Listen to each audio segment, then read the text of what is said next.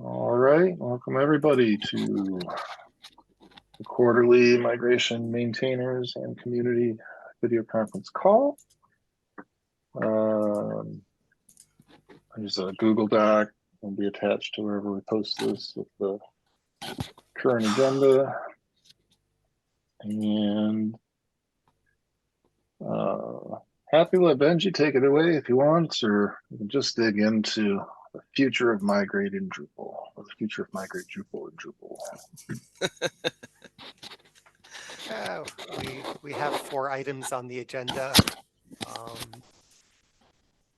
The plan to remove migrate Drupal, Acquia's migrate accelerate module, migration requirements, and the skip row and skip process exceptions.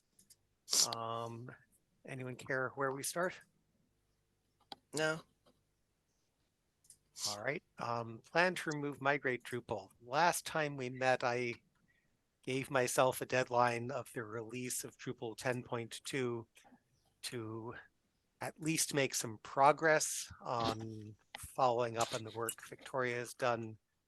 And I'm afraid I have not made time for that yet, but I still have another month or 2 before Drupal 10.2 is released, so I still hope to devote some time to that.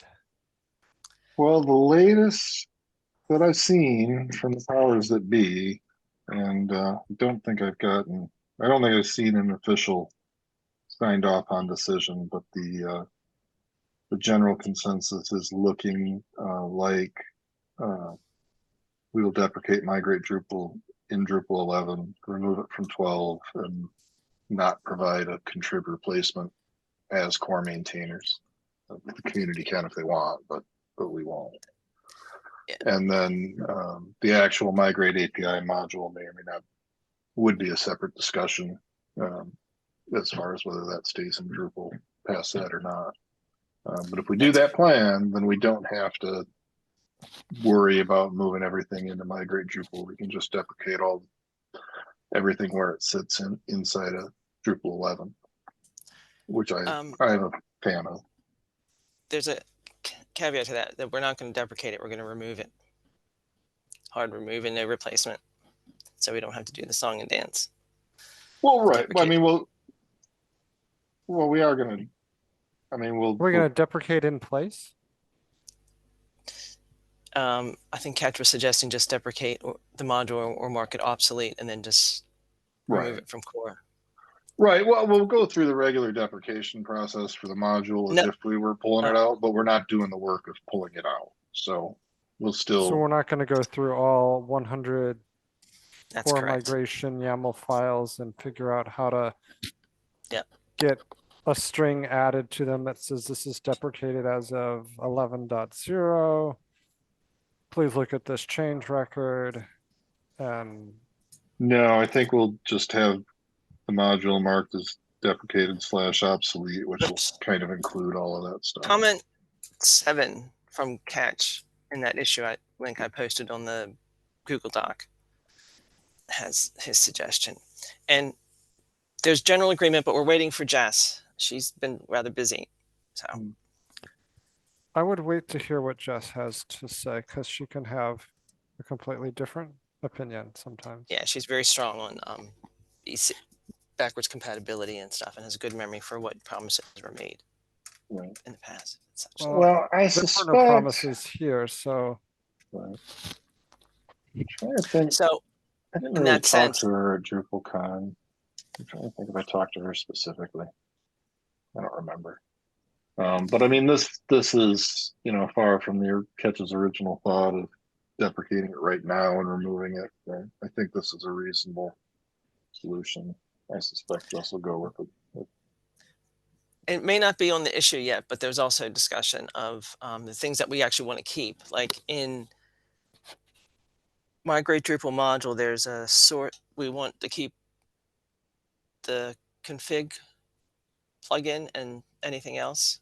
And there's like a Drupal to Drupal migration or something. Yeah, the content one, yes. I think that one was in there too. That one was mentioned already. and that needs to move to the migrate module. And was also the intention to keep all the destination plugins. Yes, that's mentioned as well. But we won't need to keep the process plugins. Well, we'll keep the People have to create their process. own. We'll keep the process plugins that are in migrate Migrate. now, Yes, but that's the ones that correct. are spread throughout the modules That's that are correct. very specific to the D7 migration, we'll probably drop.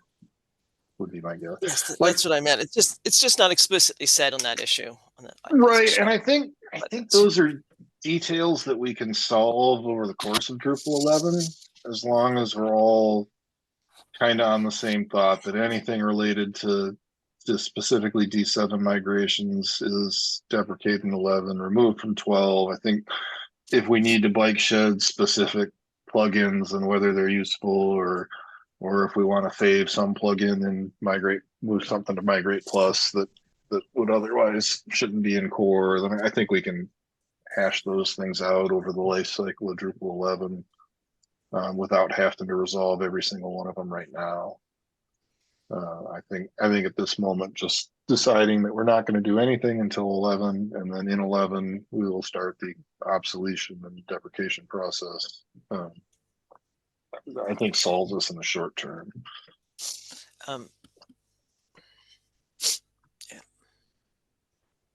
This will come across as an I told you so. I wholeheartedly apologize for that tone, but this is, I feel like, where I wanted it to go, because I just didn't feel like we had the time to do that. What would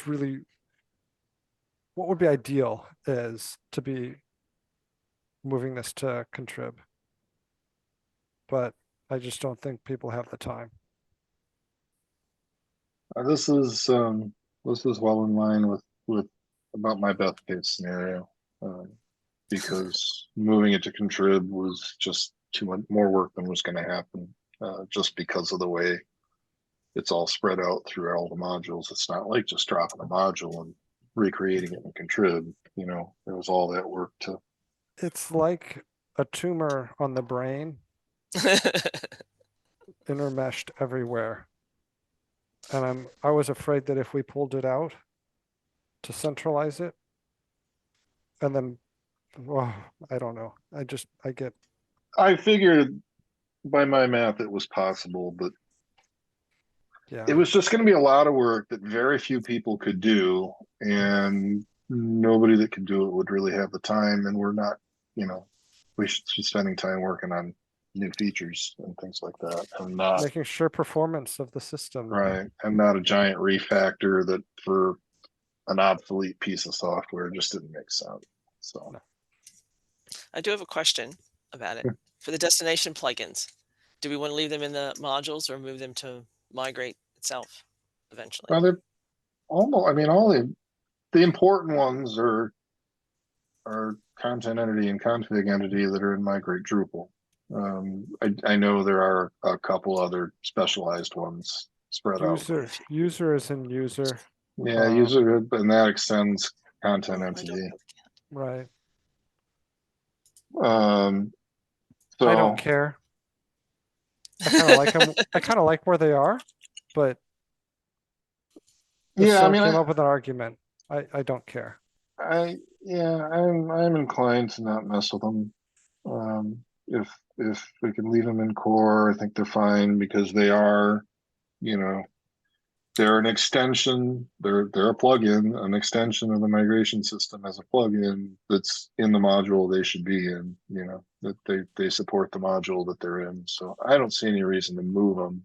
The only reason felt we needed to move stuff before was that if we're going to again deprecate the whole module and then change the namespace and move it to contrib, then they all need to be in one module. And so I heard for the couple of destination plugins that are out there, I see no reason to move them. That's how it, usually when a module provides a plugin for some system, it stays within that module. If you got a views plugin, it would be in whatever module needed that views plugin. You wouldn't That's a good move point. all Yeah. views plugins for all the modules into the views module, you would keep them in whatever module uses them. So I think that makes Yeah, sense. thank you. All, I just needed all to of hear those, that. all of those arguments were on my mind, but Mike, you're doing such a great job of explaining it. I didn't interrupt Well, you. and the same thing is that the plugin is useless without the the a user destination.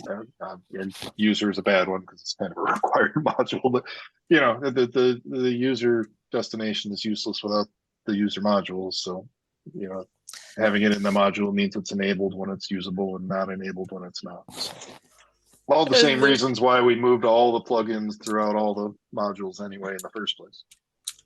There's by the way, there's 18 destination modules outside of Migrate module itself. Really? Isn't that exciting? And there's 30 How many altogether. can you name? I can name like 5. What prize do I get if I don't know. named this? But I've been just scrapping for them, so I got them all listed right here. That makes me want to know, but I knew you user because I've had to muck with that one a few times. Mm. Yeah, our menus have got a couple of custom ones, and then there's probably some custom ones that there might have been one in Path that we could probably rejigger No. back to the content entity now, or There's nothing in Path. Is there Path. config destinations? That would be in the Migrate module itself, and they're out of my sort. Oh, okay. Well, There's none in Migrate Drupal itself. There's no destinations in Migrate Drupal. Unless I can't grab. User data, entity user role, entity user theme settings. You're right, that is. Yeah, Theme they're all in settings is Migrate the though. What is in Migrate Drupal is There's just source process and field plugins in Migrate Drupal. right. Which makes sense. Drupal SQL base we don't really need.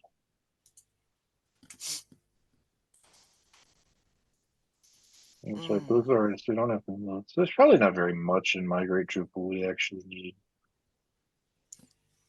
Processes we don't need, the field plugins, the whole field plugin system will go away. It was just what did we identify? Oh, just the 2 content sources, the D8 sources, basically. Yeah, the D8 sources. Yeah. That makes sense. Field plugins, field discover, all that stuff goes with. Yeah, all right. That's not too bad. No, it's not. But it just worked. That's the work that has to be done, is to move those. That's easy enough. So for your examination, Benji, it just has to be looking at those, not the whole stuff that I did playing around with moving it, deprecating it properly. That's all. What's else? And honestly, we haven't. I mean, those are pretty old. It might be worth a gander to see if it's worth just building and writing a new one in Migrate, so we don't have to worry about moving and keeping, Oh, okay. with a new plugin ID, new class, and then we don't have to worry about the BC effects of moving it. We can just create a new one and deprecate that one and say use this new one. If we do it early enough, like even in 10.4, Yeah, we can do it now. then Well, yeah, the config name is D8_config, so that'd be nice to change the plugin's but there's name. the reason why we got to do it already. Yeah. Yeah, if that's the plugin Get ID, a better then name. we can just call it Drupal. It's just the Drupal source. Yeah, so as a matter of fact, if that's the plugin ID, then yeah, And the we content should. entity one is what? Where's the content entity Plugin one? The content D. entity one has a nice name now. It's called content entity. That one's. Yeah, the config one, we should definitely redo the plugin ID anyway. Oh, then we'll need to keep the Drupal SQL base probably too. I think it Oh, oh yeah, it does. That's weird though. See, that's what I'm saying. Like, does that really need We, Drupal SQL base? Because yeah, we Drupal just need to SQL do a little base, proper look. That's something we can do off the call. Is do a proper look and make sure right? I was just Because going to what needs to go. suggest what's our next Drupal's agenda item? Yeah, yeah. Let's talk about it. Later. Sorry. Thank you, Lucas. Sorry. No, I'm with you. Acquia's Migrate Accelerate module, which I've only looked at in passing and never really used. That's more than I've looked at it. You know, maybe I'm assumptive, but it just feels very opinionated. I feel like that's an amalgamation of all the issues that Wimlears has posted that I've closed as won't fix, works as designed. That's right. And I'm assuming that Yeah, that's where they all ended up. Which is Yeah, he fine. wants to. To be clear, those Yeah, issues were very good ideas for developers, and they definitely made custom migrations a lot simpler. They just weren't quite right for the core systems that they were going into because of the way core was doing the one-click updates and supporting that. So hopefully those modules will be useful to all the people trying to get off of V7. Who is the target audience for that? Is it sites that are a little more complex than can be handled by the Migrate Drupal UI? I can speak to this a little bit as a former Acquia employee. Right. Who applied for one of the engineering positions that they were going to have to help develop this that then vanished, and so I didn't get it. I'm laughing at that. It vanished. It's just the choice of words. Yes. I interviewed with many people, and then that sort of. But anyway, we don't want to talk about that on a recording. But the module, the Migrate Accelerate, is Acquia specific, and so who it's geared for are Acquia customers who have D7 that's not super complicated, that they want to just do a basic lift and shift into the latest version of Drupal out of 7. It's very hard to, I don't think it supports, when I left, it did not support Site Factory or probably multi-site on ACE.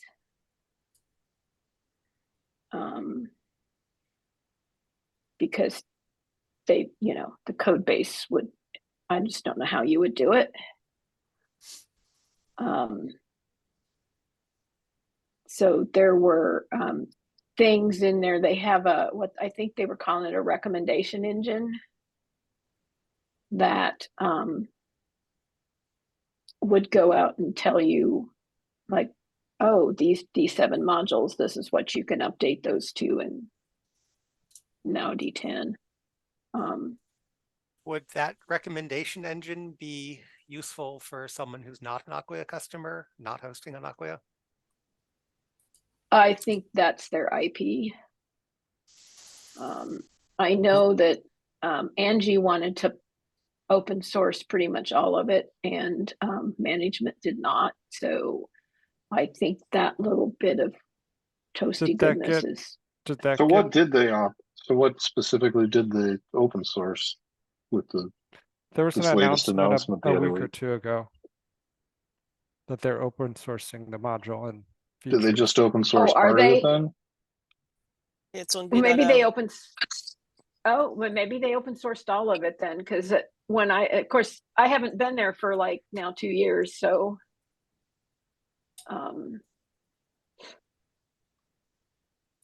perhaps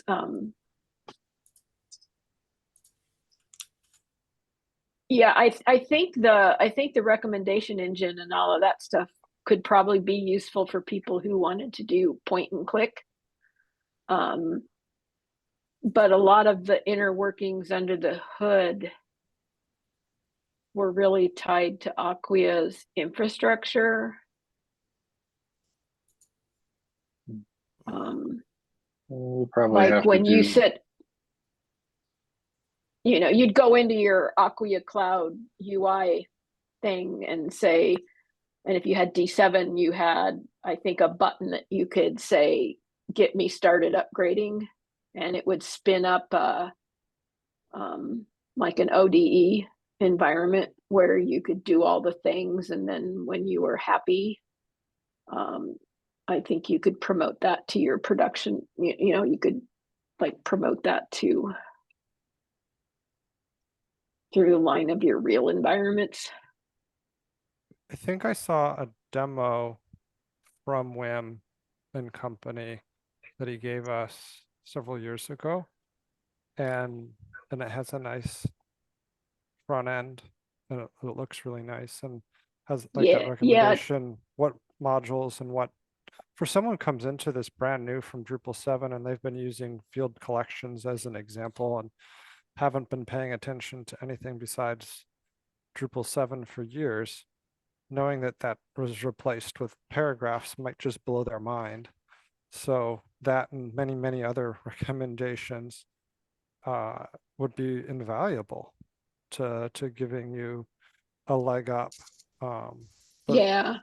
I think to the developers that have been around Drupal 10 for a while, many of those recommendations would seem old hat.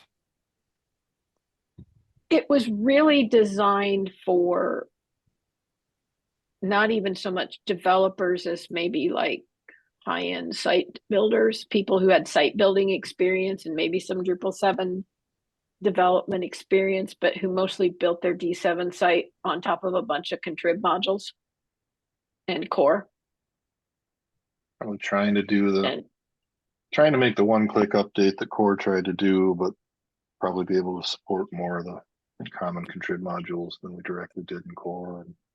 And knowing probably- that Angie Yeah. was kind of some of the brainchild behind all of this, she was the brainchild behind Migrate Drupal UI, and had a long list of failures because Still there there. were. Yeah.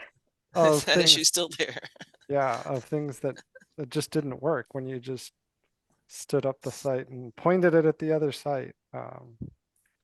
So I think it's a good Yeah. thing, but you're right. It's probably for the less complex, the less custom code, more contrib heavy Yeah. site audience. And then I don't know Go ahead. what you do outside of Acquia environment because you still have your whole theme thing. Well, what'll be interesting is to see over the next year if we start getting questions in Slack about it, I think. But it's I we- did have a very little exposure to that tool. We had a very small consulting project that someone was using that tool, but from what I remember, it is all or nothing. Like you enable it, you run it, but you cannot customize it. I think you were not allowed to modify any of the content that was migrated until you say, yes, this is what I want, and you basically disable the tool for everything else. So this person contracted us because the tool was doing like 90% of what they were needing, but they were using some, like, let's say, obscure modules, like they were not very common, and there was no easy way for them to customize the migrations. So we basically like wrote like plugin alters to be able to hook into some of those automatic migrations to be able to finish what they were locked out of doing, I guess. I mean, for one, from what I remember, it was very impressive. Like you got almost all the way there just by clicking a button. But the moment that you wanted to depart a little bit from what you were offered, that's when things were harder than normal. But yeah, I'm actually hoping to be able to try it with some very simple sites just to see what I get. And I guess it was mentioned in one of the threads, like one of the big benefits of the whole initiative was the push in the contribute space to either include the upgrade path in the module themselves, like stable releases, or provide patches for those. But it's from what I remember, it was quite impressive. Yeah, well, that was the other thing that it did along with the recommendation engine, was that it identified patches on contrib modules that might be needed to make things work properly too. It feels a little bit like and core and possibly even core patches. I'm not really sure. No, there's definitely core patches it needed, because it needed to split up some of the migrations that were available from core. 100% was a requirement there. All right. Well, I think that's just something to be aware of and keep in mind. I'm not sure that there's much more to say about it in this meeting other than it's out there, and we'll see if it comes up in Slack, and what kind of questions, and see whether it helps people or if it makes them more confused at the end of the day, because I suspect it'll depend on what type of migration they're trying to do. Yeah. I see it has a drush command too. That's probably been added when they decided to open source it.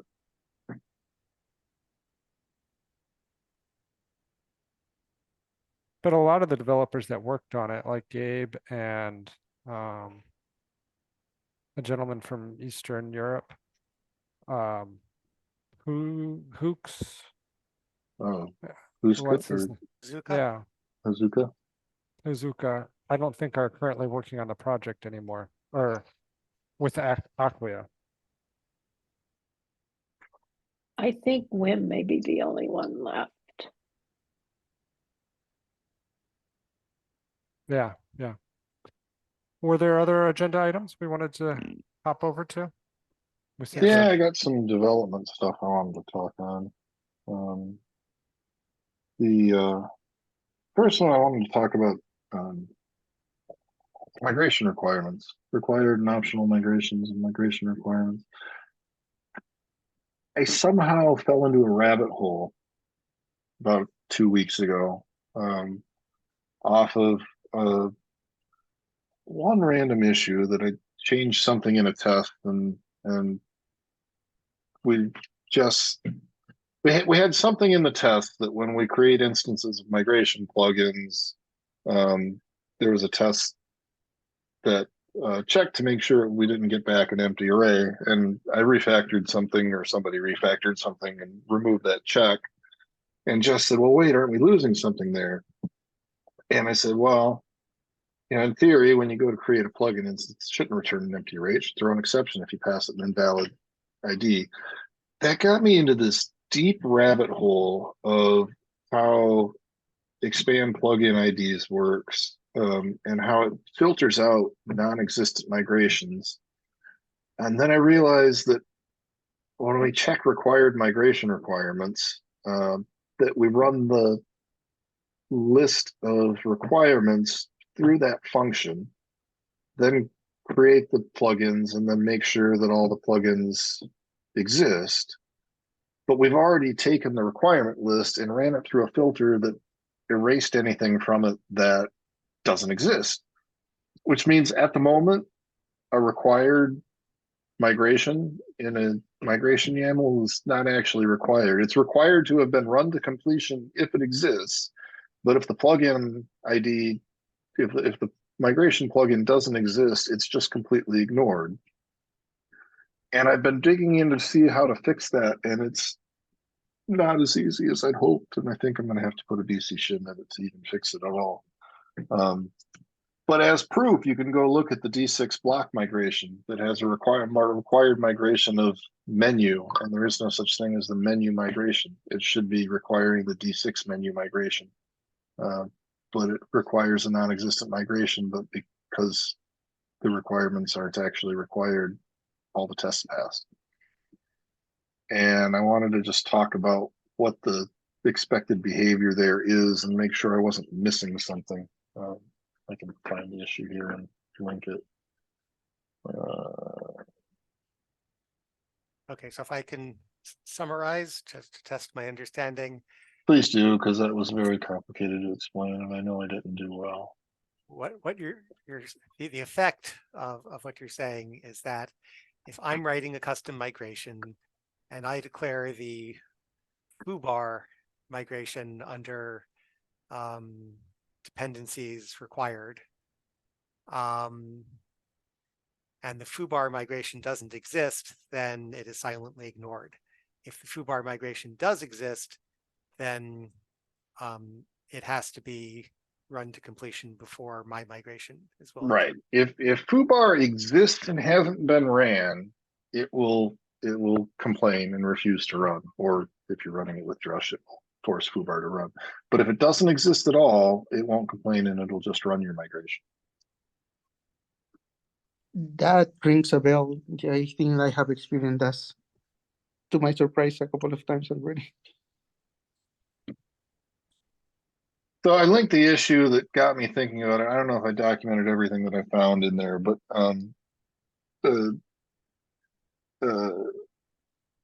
my thought was that, all right, the migration plugin manager, if you try to create a non-existent plugin, it should throw an exception. That's what every other plugin manager in the system in core does. It throws an exception if you say create instance on a non-existent plugin ID. And then I started following all the things that causes a problem with. And some of them were fixable. There's, we have tests that say, that check to make sure a plugin doesn't exist by creating the plugin, create instance with the plugin ID and then checking to make sure that the array returned is 0. So whatever, we can catch that exception there. But the issue, so I did that, and then let me just, sorry, I should have refreshed this on me. So in order to get create instance to throw an exception on an invalid plugin, what I had to do, because when it gets down to the point where it's calling the factory to create the instance, that's what throws the exception, is the factory's create instance. But in the plugin manager, because we take the plugins and then run them through that expand plugin IDs function that strips out anything that doesn't exist, we don't ever actually call the factory create method with an invalid plugin ID because we've already stripped them out. So the solution was, all right, don't strip out invalid plugins from expand plugin IDs. What would that affect? Well, it affects a whole lot around the way we're currently handling required and optional migrations and all the things that get cycled through that. Optional migrations do need to be cycled through something similar to that because they're optional. We're just making sure that they've been run if they exist. They don't actually have to exist. So with optional, you do want to filter those out, which the only way we're doing that right now is through the expand plugin IDs function, which is the same thing that we're doing with the required ones. So all of that to say that if we're actually going to fix this, it starts touching a lot of things to the point where it goes beyond being a simple bug fix. It's probably going to require some sort of plan of what we want the end state to be and some level of deprecation. Is the BC concern that someone's mentioning the menu migration already? We fix this and now their migration fails because the requirements aren't met and they hit their head against the desk 100 times? Well, that's definitely one practical one as far as, purely in the core environment. If someone has exported the D6 block migration and then gets this update, then that one will fail. There's already a bug in the D6 block migration in that it's not requiring the menu migration correctly anyway. But the bigger point that is, as far as BC concerns, that in a practical sense, is that I fixed this and I found 2 or 3 separate spots in core where there are bugs that showed themselves because now we were throwing an exception instead of because now we threw an exception on this instead of silently ignored it. And so if I found 2 of those in core, how many of those exist out in custom and contrib land? Right. I think you're saying the same thing I was trying to say there, but Yeah. very succinctly. Yes, that is the BC concern too. What is the concern if we don't fix this? It's been like this for 8 years. Yeah. And if we were moving, oh, go ahead. The concern is that people will still keep making issues about required migrations not working correctly, or the one about missing migrations, that issue, it'll just keep coming. Ultimately, if we'd like to keep the migrate API in core, I mean, this is an API part. This is not migrate Drupal specific at all. And so, we just did a fair amount of work on the requirements array in the migration requirements has inconsistent structure issue. And it doesn't look like anybody noticed. So it seems like something that should be fixed. So one, you would think a required migration would be required. And then the other side of that is just it's better code quality to have a plugin manager throw an exception like every other plugin manager does if you pass an invalid ID. I think again the VC concern being that we've always just let you pass invalid IDs and you just don't get back a plugin for that silently. I think that's bad programming practice, but it's probably getting taken advantage of all over the place. And so I suspect we will end up needing a BC layer where we trigger a warning that says starting in Drupal 11, we will throw an exception here. And I'm okay with doing the work to make that happen. But I wanted to make sure that I wasn't crazy. Like a required migration should be required to exist, right? Like I wanted to really define what required and optional actually means because I've been doing this for a very long time and I'm not sure I fully understand what the intention is between required and optional. I know what it was in my head was that a required migration had to exist and be run to completion, and an optional migration wasn't really a requirement at all. It just existed so that if you were creating a dependency graph, the optional migrations were run before the dependent migration. But they weren't really anything that they don't have to exist. It's just if they exist and you're running them at the same time as this migration, that one has to run first. But practically, I don't know. I wanted to actually make sure it was defined such that if I'm going to go and muck about this stuff and get it more consistent, that I'm doing it in a way that we all agree should be the way it should work. So here's my thought, Michael. We do an array diff in 10.3 and 4 and start beating the the horse of, hey, you're missing something here. You should clean up your migration YAML requirements. We give them like a year or two to fix up their YAML files. And then in 11.x, we trigger the exception. Simple. That's and it is. It's not even that much code, and I think it's more what we would like to do. We've given them ample time.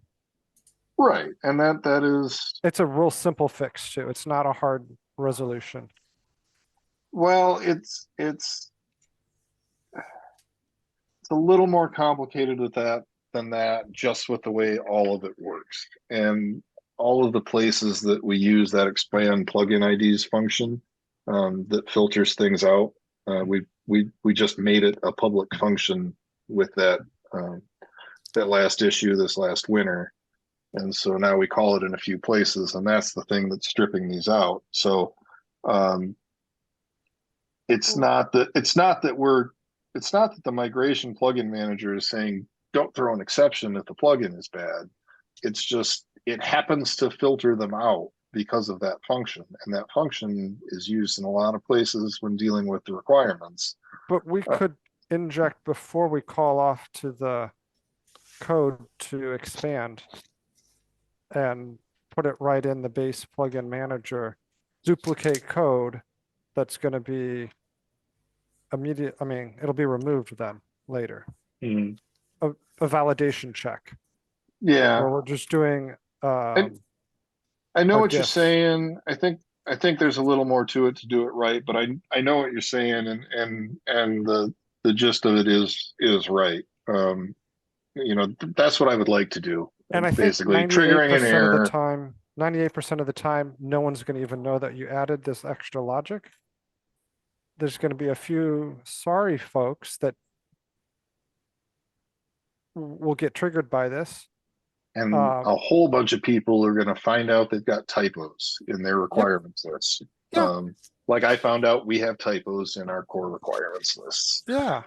So I think that's what it's for. So I'm going to go ahead and work on all the bits involved in that. It's a little bit more than what we were talking about, but I can essentially fix it the way that I think it should be, and I'll just wrap a try catch around the factory create method, catch that exception, trigger an error, say, hey, we're going to let this exception pass through starting in 11, and that's what you're looking for, basically. Yeah.